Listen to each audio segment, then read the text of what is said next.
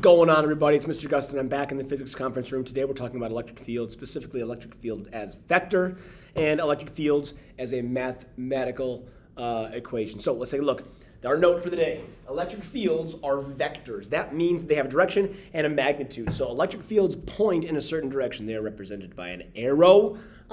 So our electric field will always indicate a direction. Now we have two main equations for electric field. One is the definition of an electric field, which is the force per charge around a point, or around a charged point, okay? That equation tells us where the direction of electric field is. It basically says, the definition, that an electric field will always point in the direction of the electrostatic force on a positive test charge, okay? Always on a positive test charge. So if I can figure out the direction a force would be applied, or the force is pointed for a positive test charge, that indicates to me what the electric field's direction is. The other equation we have on our equation sheet is this one. It's got these weird absolute value signs around it. Basically, anytime you see an absolute value sign, that means this equation doesn't tell me a whole lot about direction. It does tell me about magnitude. So I can use this equation to determine the electric field produced by a positive or negative point charge. I can do that by taking the charge right here, the magnitude of that, plugging it in, absolute value, so whether it's a positive charge or negative charge really doesn't matter,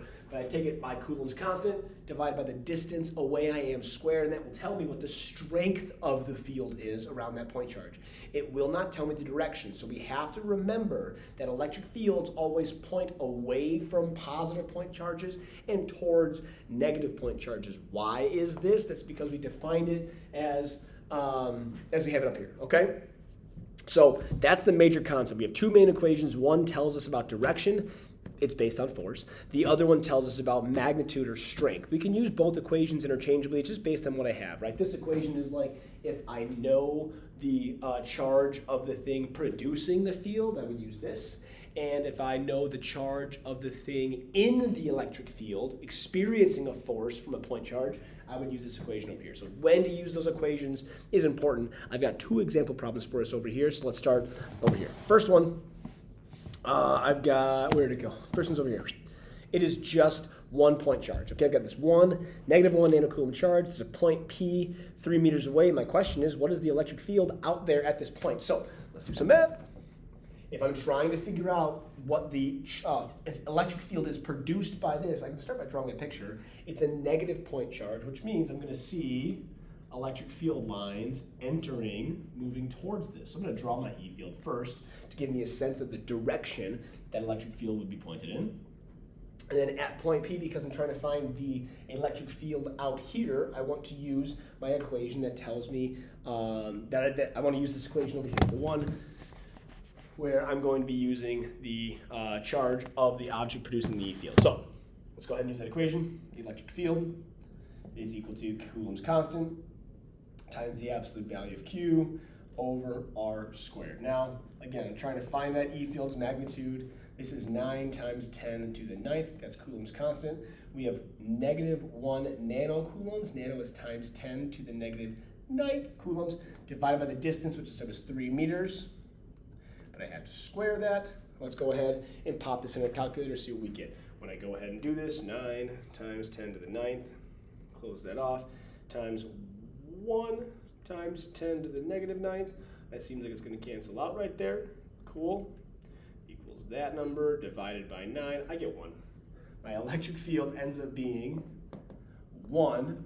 And then let's see what kind of unit makes sense here. Newtons per coulomb makes the most sense to me, but sometimes people use volts per meter. Doesn't matter. 1 Newton per coulomb is the electric field. Now, what direction is it in? It's moving towards. I would indicate that it is moving towards this thing over here, an attractive force. So this is what I end up, the magnitude is, it is a 1 nanocoulomb, or Newton per coulomb electric field at point P, meaning if I put a point with 1 coulomb worth of charge out there, it would experience a force of 1 Newton. If it was a 2 coulomb charge that I put out there, it would experience a force of 2 newtons out there, and it would just depend on whether it's a positive or negative charge. If it's a positive charge, it would be a 2 Newton force this way. If it was a negative charge, it would be a 2 Newton force that way. It just depends on that charge. That's what we're talking about here with electric fields. This is a good equation for the magnitude of the E field. Over here is a different question. my question here is, what is the field at point P, all right? So what is the electric field at point P? Let's start by drawing our model, right? Okay, so electric field lines. This is going to be here, and then we're going to see kind of like this, and we're going to have an E field entering this negative charge here. Everything is leaving. But what we notice is that at some point, all of these, right, like this E field out here is going to be affected by this 1 nanocoulomb charge over here, even though there's a positive 8 nanocoulomb charge over here. So we have to think about there's a charge or an E field being produced by the 1 nanocoulomb charge, and there's an E field being produced by the 8 nanocoulomb charge. We're trying to find what is that total, right? What is the E field at point P? So we're going to have to look at, well, what is the electric field here at point P? What is the electric field produced here at point P? And then determine positive and negative and figure out which one is going to be taking over. So this electric field, right, over here at point P, we would say is probably like pushing away from the 8 nanocoulomb charge, but then this charge here is also pulling it towards that positive, or that negative 1 nanocoulomb charge. So let's figure this out. Let's take this one step at a time. Let's first do the electric field at the 1 nanocoulomb charge. Okay? I don't know why this thing just turned on me. So this electric field over here, the 1 nanocoulomb charge is K, which is Coulomb's constant, times the charge, which is negative 1 nanocoulombs, which is times 10 to the negative 9, divided by the distance away. Now the distance over there is going to be 3 meters, so we'll do it again, 3 meters, and we'll square it. Okay?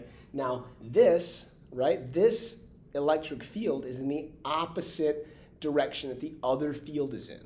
So I need to change the sign out there, right? I need to make this the other sign, okay? So what we're going to do here is subtract that electric field. One field is going to be pulling things toward, one thing is pushing it away. So we'll subtract the two. It doesn't really matter which one I subtract because I'm looking for the magnitude in the end anyway, but they are in different directions, producing electric fields in different directions. So one is additive, one is subtractive, so we have to subtract the two. Let's look at the 8 coulomb charge. This is 9 times 10 to the 9th times positive 8 times 10 to the negative 9th coulombs, nanocoulombs, divided by how far away am I at point P? I'm only 1 meter from this charge to point P. This is going to tell me here the strength of the electric field. It will tell me the amount of electric field, not the direction, but what is the amount of the electric field. We'll have to use our brains later to figure out the direction of the E field out there. Okay, so I'll do this. I already found that this was 1 Newton per Coulomb. I found that in the first problem. Minus whatever this is. Let's figure out what that is. 9 times 10 to the 9th. Put this down here. 8 equals this.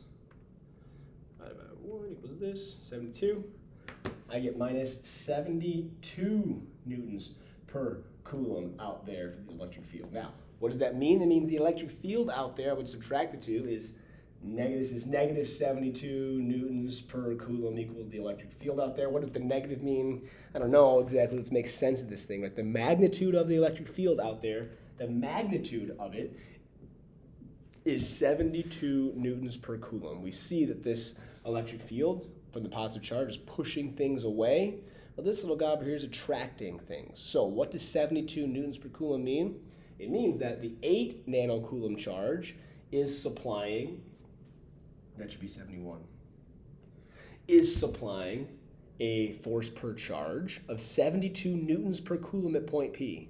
Well, this to a positive test charge. This itty bitty negative charge here is attracting a positive test charge a little bit, way out there, a tiny bit.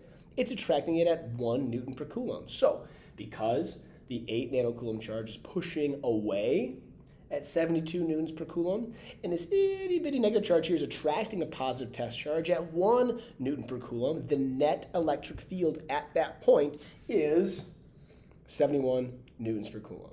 Okay, so we're able to use this kind of additive property or subtractive property, vector addition, really, when we're on this flat line, this single plane of the line.